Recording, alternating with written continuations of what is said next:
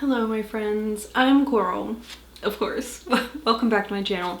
I'm here today with a book review. I'm so excited about this.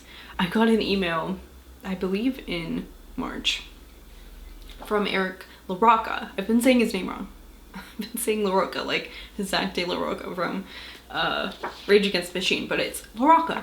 I got a email from Eric and he asked if I'd like an e-copy to review of his book, We Can Never Leave This Place. And I said, holy shit, yes, thank you so much. And so he sent me the e-copy, and then I don't know, like a week or two later, the copy that I pre-ordered came. So here I am with the physical copy of it. So I just decided to read that, obviously, because that's, you know, preferable to me. So I was finally able to read it this month. My month has been a little bit rocky, and my reading has definitely reflected that. But I picked this up actually just last night, and I got into it, and it was like, oh, I knew right away. It was like, this is not a book that I am going to be able to take a break from. So I read it all the way through. That does not happen very often. So, I mean, to say this book was gripping is an understatement. This is about a young girl named Mara, who is a younger teenager, and the place where she lives is war-torn, and we never really get a clear indication on why that's happening, but she lives in this like apartment building that is flooded with sewage and dilapidated, and they have sheets hanging over the doors, and it's just not a place that I think anyone would ever find ideal. But it's where she lives with her pregnant mother and her now deceased father, because right away in the book, Mara hears the knock on the door. She answers it to find these men who said they found her father. He's been shot by a sniper. Here's his corpse.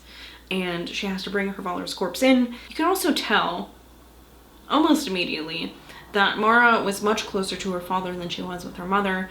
Her relationship with her mother is barely a relationship. There is a lot of like festering bad feelings there on both ends. And it seems like the mother is almost jealous of Mara and her relationship with her brother in a way that's not very healthy.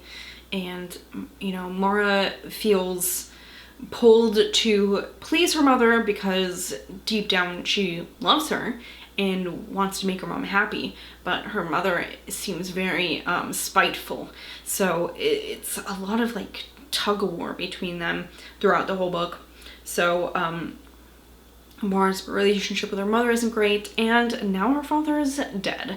And what are they gonna do? There's a baby on the way. What are they gonna do? Before her father's corpse can even cool, there is another knock at the door, and Mara finds a stranger there who offers them his protection. But there is a cost, and this quickly becomes a situation where Mara isn't sure if the cost of this stranger's protection is worth what he's giving. And boy, this is a heavy story, and it is really troubling throughout the story. It's a book that heightened my anxiety, which, you know, maybe you'd have to be in the right mind space for that, but it wasn't so much where it was like affecting my outside life or anything, but it like definitely made me feel like I can't put this book down. I can't leave Mara by herself with this stranger, because what's gonna happen to her if I do, you know? I felt like I needed to be there with her and be there until we, you know, reach a conclusion. There is a lot of very strange family dynamics in this. There are some very strange visitors in this book. The whole time you're wondering, is this really what's happening? Is Mara's reality actual reality? And boy, it just really takes you for a ride. So this is short and sweet. Actually, it's not short and sweet, it's like short and nasty. It's grotesque, it's troubling.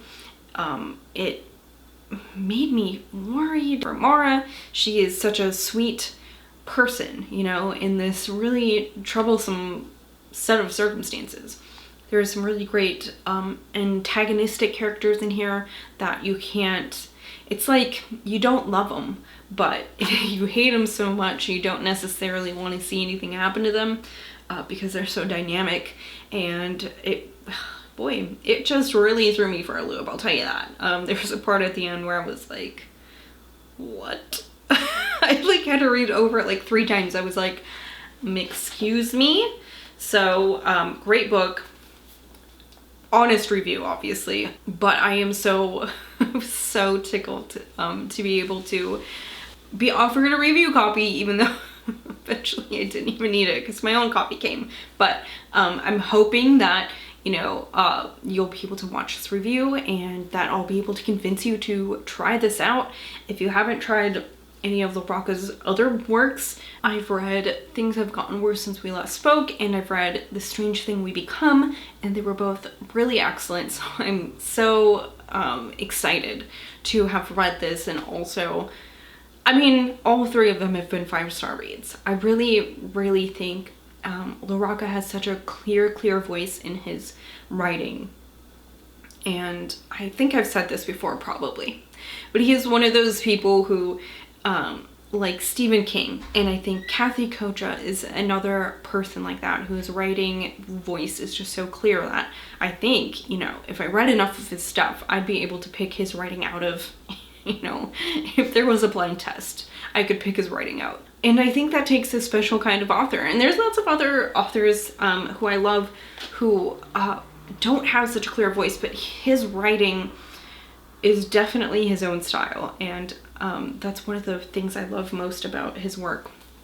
And you know what? He just really nails it with, I'm not sure, I'm assuming he chooses the covers for these. I could be totally wrong, but he's been nailing it on the book cover front. Also, a thing that I noticed about this, it's not hard to notice, but the chapter breaks have this, it's almost like water damage, which kind of echoes what's going on in Mara's setting, you know, in her home. So I thought that was really cool.